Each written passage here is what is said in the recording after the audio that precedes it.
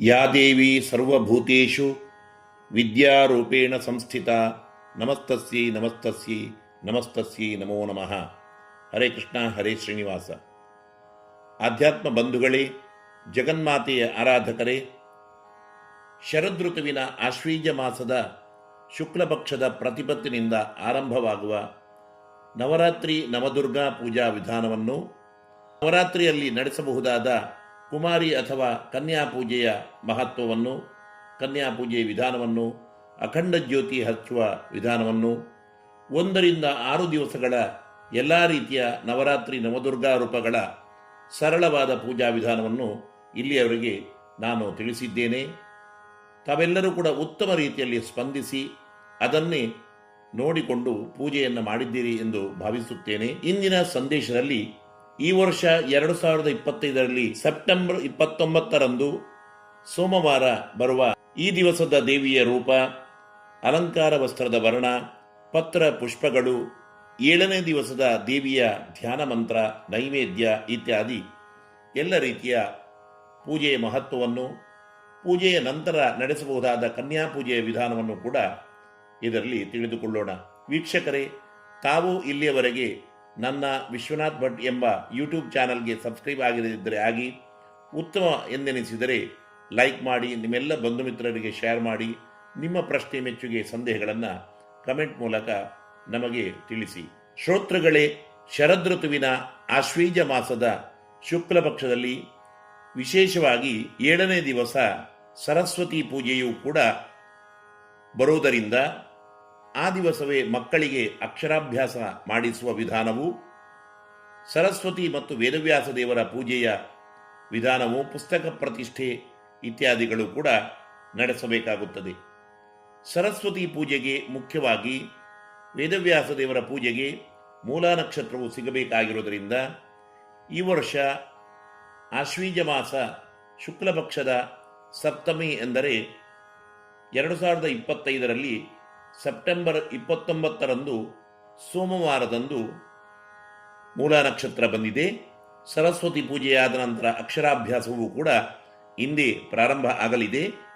ಸರಸ್ವತಿ ಪೂಜೆ ಹಾಗೆಯೇ ಅಕ್ಷರಾಭ್ಯಾಸ ಪ್ರಾರಂಭವನ್ನು ಸಪ್ತಮಿ, ಅಷ್ಟಮಿ, ನವಮಿ ಹಾಗೆಯೇ ದಶಮಿ ದಿವಸವೂ ಕೂಡ ವಿಶೇಷವಾಗಿ ನಾವು ನಡೆಸಬಹುದಾಗಿದೆ. 29ರಂದು ಸೋಮವಾರ ಸರಸ್ವತಿಯನ್ನು ಪ್ರತಿಷ್ಠಾಪನೆ ಮಾಡಿ ಆನಂತರ ಪೂಜೆಯ ನಂತರ ಅಕ್ಷರಾಭ್ಯಾಸದ ವಿಧಿಯನ್ನು ಮಕ್ಕಳಿಗೆ ನೆರವೇರಿಸಬಹುದಾಗಿದೆ. 30 ಮಂಗಳವಾರವು, 31 ಬುಧವಾರ ಮಹಾನವಮಿ ದಿವಸ, ಹಾಗೆಯೇ 1ನೇ ತಾರೀಕು 30 ದುರ್ಗಾಷ್ಟಮಿ, 1ನೇ ತಾರೀಕು ಮಹಾನವಮಿ ದಿವಸ, ಹಾಗೆಯೇ ವಿಜಯದಶಮಿ ದಿವಸನೂ ಕೂಡ 2ನೇ ತಾರೀಕಿನಂದು ಅಕ್ಷರಾಭ್ಯಾಸ ವಿಧಿಯನ್ನು ಕೂಡ ನಡೆಸಬಹುದಾಗಿದೆ. ಈ 3 ಹಾಗೆ 4 ದಿವಸಗಳಲ್ಲಿ ಅಕ್ಷರಾಭ್ಯಾಸವನ್ನು ತಾವೆಲ್ಲರೂ ನಡೆಸಬಹುದಾಗಿದೆ. ಸರಸ್ವತಿ ಪೂಜೆ, ಪುಸ್ತಕ ಪೂಜೆ, ವ್ಯಾಸ ಪ್ರತಿಷ್ಠೆ, ಅಕ್ಷರಾಭ್ಯಾಸ ಪ್ರಾರಂಭ ವಿಧಾನದ ಬೇರೆಯೇ ವಿಡಿಯೋ ಸಂದೇಶವನ್ನು ತಮಗೆ ನಾನು ತಿಳಿಸಲಿದ್ದೇನೆ.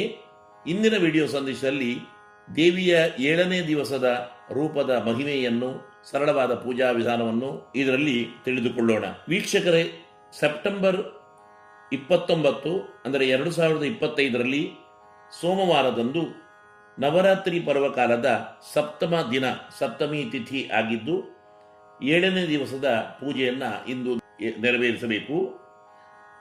ಇಂದಿನ ಶ್ರೀದೇವಿಯ ರೂಪ ಚಂಡಿಕಾ ಅಥವಾ ಕಾಲರಾತ್ರಿ ಎಂಬುದಾಗಿ ಪ್ರಸಿದ್ಧ ಆಗಿದೆ.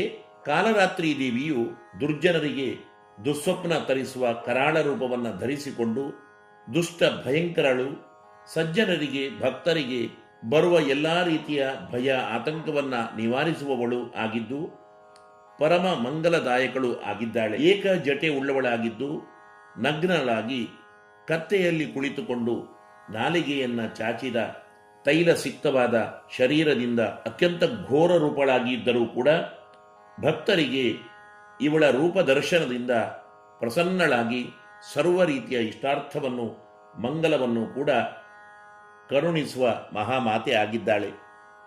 ಇಂದಿನ ಈ ಮಾತೆಯ ವರ್ಣ ನವಿಲು ಬಣ್ಣ, ಅಂದರೆ ಪೀಕಾಕ್ ಗ್ರೀನ್ ಅಂತ ಇಂಗ್ಲಿಷ್ನಲ್ಲಿ ಕರೀತಾರೆ.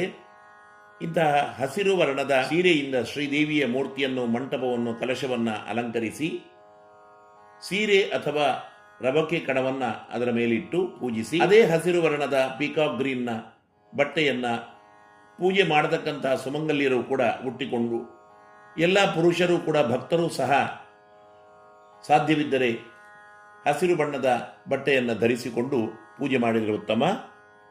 ಬೆಳಿಗ್ಗೆ 6:40 7:45 ಹಾಗೆಯೇ 11:40 1 ಗಂಟೆವರೆಗೆ ನಾವು ಈ ಪೂಜೆಯನ್ನು ನಡೆಸಬಹುದಾಗಿದೆ. ಬೆಳಿಗ್ಗೆ ಬೇಗನೆ ಎದ್ದು ಶುಚಿರ್ಭೂತರಾಗಿ ಮೊದಲು ಆಚರಣೆಯನ್ನು ಮಾಡಿಕೊಂಡು ಕೇಶವಾಯ ಸ್ವಾಹ, ನಾರಾಯಣಾಯ ಸ್ವಾಹ, ಮಾಧವಾಯ ಸ್ವಾಹ ಎಂದು 3 ಸಲ ನೀರು ಕುಡಿದು ಶ್ರೀ ಕಾಲರಾತ್ರಿ ಚಂಡಿಕಾ ದೇವ್ಯಾಹ ಪೂರ್ಣಾನುಗ್ರಹ ಸಿದ್ಧ್ಯರ್ಥಂ ನವರಾತ್ರಿ ಕಾಲೇ ಸಪ್ತಮ ದಿನ ಪೂಜಾಖ್ಯಂ ಕರ್ಮ ಕರಿಷ್ಯೆ ಎಂದು ಸಂಕಲ್ಪ ಮಾಡಿಕೊಳ್ಳಬೇಕು. ಇನ್ನು ಗೊತ್ತಿದ್ದರೆ ಶಂಖ ಪೂಜೆ, ಕಲಶ ಪೂಜೆ, ಪೀಠ ಪೂಜೆ ಇತ್ಯಾದಿಗಳನ್ನು ಮಾಡಬಹುದಾಗಿದೆ. ಆನಂತರ ಮೊದಲೇ ಪ್ರತಿಷ್ಠಾಪಿಸಿದ ಕಲಶದಲ್ಲಿ ಅಥವಾ ಘಟದಲ್ಲಿ ಅಖಂಡ ದೀಪದಲ್ಲಿ ಶ್ರೀದೇವಿಯ ಮಂಟಪದ ಎದುರುಗಡೆ ಕಾಲರಾತ್ರಿ ಅಥವಾ ಚಂಡಿಕಾ ದೇವಿಯ ರೂಪವನ್ನು ಧ್ಯಾನ ಮಾಡುತ್ತಾ ಆವಾಹನೆ ಮಾಡಿಕೊಳ್ಳಬೇಕು.